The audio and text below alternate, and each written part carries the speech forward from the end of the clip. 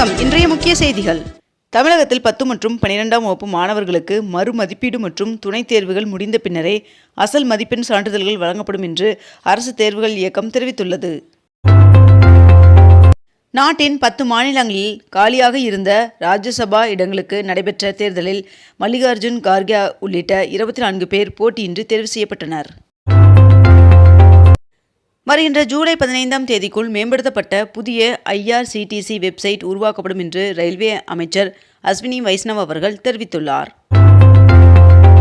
தமிழகத்தில் முதல் முறையாக பொன்னேரியில் பெண்களுக்கான பிங்க் காவல் உதவி மையம் பொதுமக்களின் பங்களிப்புடன் திறக்கப்பட்டுள்ளது.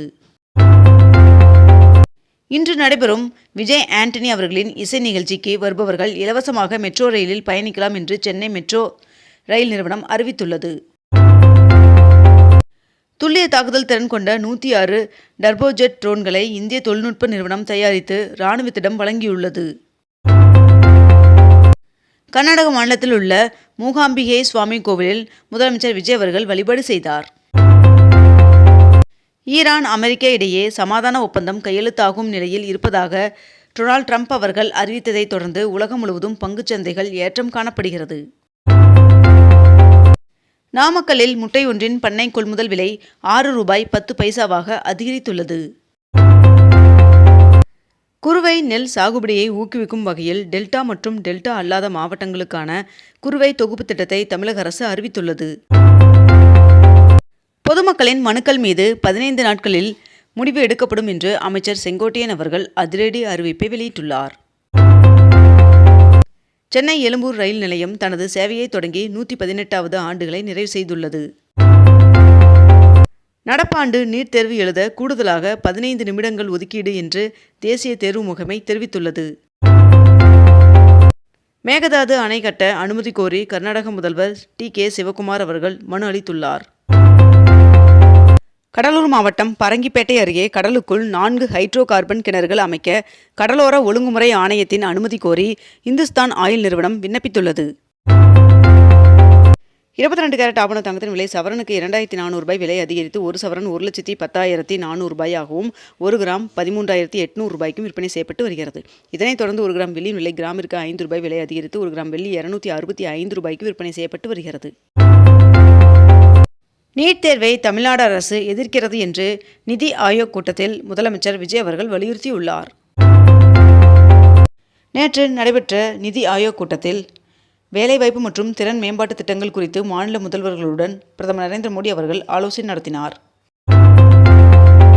இந்தியாவில் தயாரிக்கப்பட்ட முதல் C-295 ரக இராணுவ போக்குவரத்து விமானத்தின் முதற்கட்ட பரிசோதனையை வெற்றிகரமாக நிறைவு செய்ததாக இந்திய விமானப்படை தெரிவித்துள்ளது. 2027ஆம் ஆண்டு ICC ஆடவர் ஒருநாள் போட்டி உலகக்கோப்பை கிரிக்கெட் தொடர் அக்டோபர் 4ஆம் தேதி தொடங்கி நவம்பர் 21ஆம் தேதி வரை நடைபெறும் என்று தற்காலிக தேதிகள் வெளியிடப்பட்டுள்ளது. மேட்டூர் அணையின் நீர்மட்டம் குறைவாக இருப்பதால் குறுவை சாகுபடிக்கு தண்ணீர் இன்று திறக்கப்படாது என்று நீர்வளத்துறை அறிவித்துள்ளது. நீலகிரி மாவட்டத்தில் கோடை சீசன் காலமான கடந்த ஏப்ரல் மாதம் முதல் இயக்கப்பட்ட சர்க்கியூட் பேருந்துகளில் 1 லட்சம் சுற்றுலா பயணிகள் பயணித்துள்ளனர் என்று தகவல் வெளியாகியுள்ளது.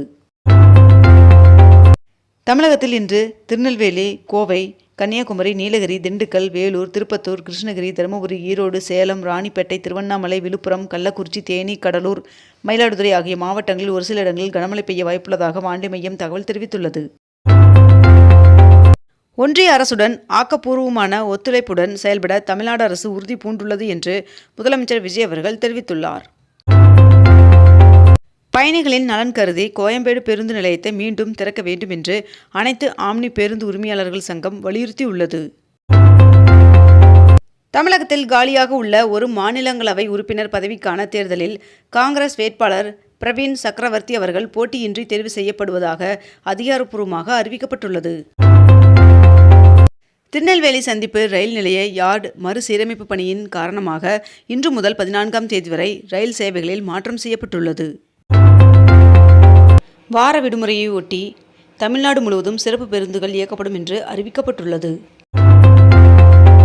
அரசுமுறை பயணமாக பிரான்ஸ் மற்றும் ஸ்லோவேக்கியா நாடுகளுக்கு வருகின்ற 13ஆம் தேதி முதல் 19ஆம் தேதி வரை பிரதமர் நரேந்திர மோடி அவர்கள் பயணம் மேற்கொள்கிறார். டீசல் மற்றும் சுங்க கட்டண உயர்வால் வருகின்ற 15ஆம் தேதி முதல் லாரி வாடகையை 25% வரை உயர்த்த நாமக்கல் லாரி உரிமையாளர்கள் சங்கத்தினர் முடிவு செய்துள்ளனர் என்று தகவல் வெளியாகியுள்ளது.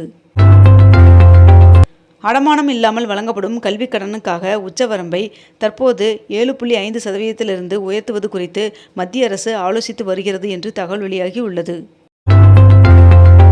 டெல்லியில் நேற்று சிபிஐ அலுவலகத்தில் டி. ராஜா அவர்களுடன் முதல்வர் விஜய் அவர்கள் சந்தித்து பேசினார். அஸ்ஸாம் மாநிலம் கவுகாத்தியில் ஏழுமலையான் சுவாமி கோவில் கட்ட 10 ஏக்கர் நிலம் ஒப்படைக்கப்பட்டுள்ளதாக தகவல் வெளியாகியுள்ளது. தமிழகத்தில் உள்ள அரசு உயர்நிலை மற்றும் மேல்நிலைப் பள்ளிகளில் புதிதாக 1328 உடற்கல்வி ஆசிரியர் பணியிடங்களும் 297 உடற்கல்வி இயக்குனர் பணியிடங்களும் உருவாக்கப்பட்டுள்ளது. ஜப்பானை தொடர்ந்து அண்டை நாடான நேபாளமும் இந்தியாவிலிருந்து மாம்பழங்கள் இறக்குமதி செய்ய திடீர் தடை விதிக்கப்பட்டுள்ளது. அதிமுகவின் முன்னாள் அமைச்சர் பெஞ்சமின் அவர்கள் திமுகவில் இணைந்தார். டெல்லியில் காங்கிரஸ் மூத்த தலைவர் சோனியா காந்தி, காங்கிரஸ் தேசிய தலைவர் மல்லிகார்ஜுன் கார்கே, மேலும் ராகுல் காந்தி மற்றும் பிரியங்கா காந்தி ஆகியோரையும் முதல்வர் விஜய் அவர்கள் சந்தித்துள்ளார். தமிழ்நாட்டில் காலியாக உள்ள 5 சட்டமன்ற தொகுதிகளுக்கு இடைத்தேர்தல் நடத்துவதற்கான பணிகளை தொடங்க மாவட்ட தேர்தல் அதிகாரிகளுக்கு மாநில தலைமை தேர்தல் அதிகாரி அர்ச்சனா பட்நாயக் அவர்கள் அறிவுறுத்தியுள்ளார். எண்ணெய் நிறுவனங்களுக்கு ஒன்றிய அரசு 1,23,000 கோடி ரூபாய் நிதி வழங்கி இருப்பதாக தகவல் வெளியாகியுள்ளது. இந்தியாவின் மிக நீண்டகால தேர்ந்தெடுக்கப்பட்ட பிரதமர் என்ற புதிய வரலாற்று சாதனையை பிரதமர் நரேந்திர மோடி அவர்கள் படைத்துள்ளார்.